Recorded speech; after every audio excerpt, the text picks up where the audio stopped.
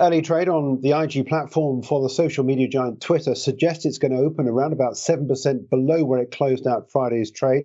We've been hearing over the weekend the reaction to the news on Friday that Elon Musk wants to drop its bid for the social media company. Twitter over the weekend appointing the law firm Wachtell, Lipton, Rosen and Katz, which is a well-known firm on Wall Street, to look at taking issue with Elon Musk's positioning, either to force Musk to go through with the $44 billion deal or to come up with the $1 billion break fee. Let's take a look at the share price chart.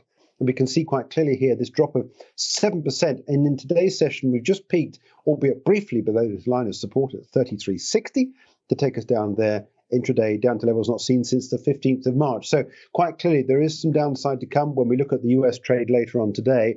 Elon Musk said on Friday he planned to walk away from the deal, arguing that Twitter had failed to provide enough information to prove that the number of fake and spam accounts on its platform stands at less than 5%, as it has long estimated. Now, a legal case on this will force Twitter to come out into the open to declare exactly what's going on in terms of the fake and spam accounts that it has.